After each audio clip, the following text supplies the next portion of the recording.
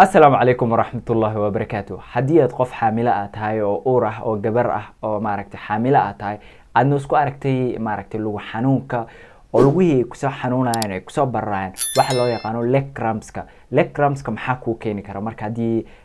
قف حاملة أتاي وقت جينا أتكجرتيد لك رامسكا وحياة بدن باكو كيني كرا أما لو حنون كاني وحياة بدن باكو كيني كرا لكن أن لو حنون كاني وحاو كسر بالأوضاع عربها هوسا ilaa iyo maaragtay waxa uu yimaadaa ilaa ay murqaha oo jilbaha agtooda ah marka gabadhi waxay dareemaysaa lugtii in maaragtay xanuun zaid uu jiro murqihii oo dhan wada adkaanayaan oo zaid ah aan waxa kale ay dareemaysaa maaragtay in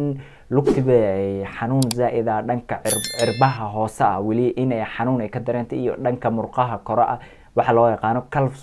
calf muscles waxa loo yaqaano in ay xanuun zaid ay ka dareento marka waxaad ogaataa horta in murqa xanuunkani ama lugu xanuunkani uu la yimaado oo la socdo uurka laakiin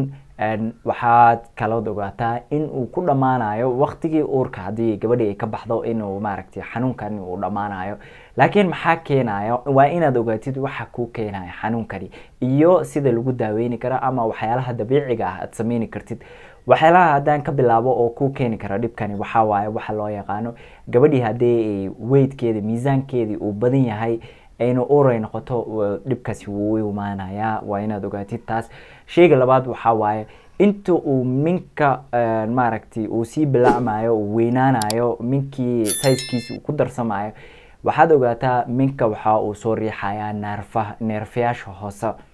neerfayaasha hoose hadii uu minkii weynaanshaha minka ay soo riixaan neerfahani oo dhanka lugaha soo aadayo waxa aad dareemaysaa xanuun zaid oo dhanka lugaha ah sidoo kale waxyaalaha ku keeni kara lugu xanuunkani waxa kamid ah hadii weightkaaga miisaankaaga uu ku darsamo xilliga aad uurka aad tahay laba shay waayo oo ku keeni kara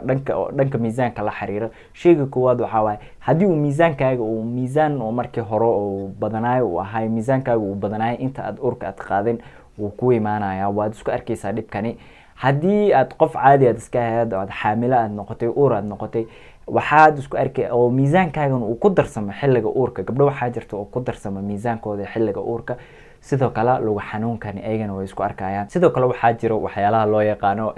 fluidska biyaha waxa jirta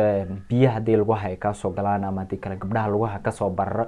ayagana lugu xanuunkani way isku arkayaan marka maxaa daawo aad ku daaweyn kartaa marka lugu xanuunkani hadii aan waxyaalaha dabiiciga aan ka bilaabo oo guriga adiga oo joogtid aad sameyn kartid ayaa ah waa in aad maaragtay exercise-ka oo lugaha aad sameysid hadii aad qof xaamilo zaid aad ahayn isku day in aad sameysid exercise-ka maaragtay oo yar oo lugaha looga tirgalay exercise-yaashan way kala duwan yihiin marka waxa kamid ah stretching waxa waaye lugihii aad kala fidisid oo maaragtay aad ku dadaashid exercise-yaasha noocaasi ah sidoo kale waxa laga rabaa in aad sameysid waxyaalaha dabiiciga kamid ah waxa loo yaqaano waxyaalaha lugaha la gashto baa jirto oo loo yaqaano stockingka waxyaalo badan bay ka caawinayaan waxa waaye wax sida socks ahaan ah laakiin lugtii maaragtay cariiri waxay saarayaan pressure badan bay lugtii saarayaan sidii neerfayaasha iyo maaragtay xanuunkii zaidka ahayn way ka nafisayaan nafis baad ka helaysaa stockings baa la yiraahdaa dharkani waa wax sida socks ahaan ilaa iyo lugta kor aad soo gashanaysid wax dhibayna kuma qabanayaan sheyga kale oo lagaga baahan yahay waxa waaye lugtii cirbihii in aad massage gareysid oo maaragtay massage-ka aad badisid oo dhanka cirbaha iyo murqaha ah aad ku sameysid massage-ka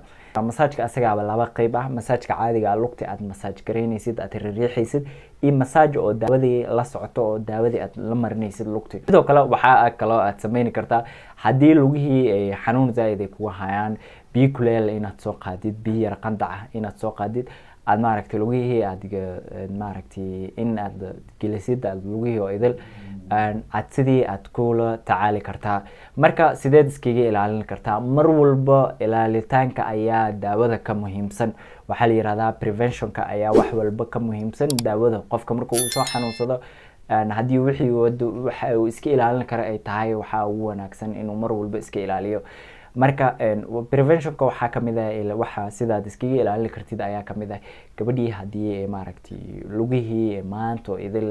stretch greening inuu fadhido qof fadhiyo haday tahay maanto idil dhibka ayday la kulmaysaa sidoo kale waxa kale oo iskaga ilaalin kartaa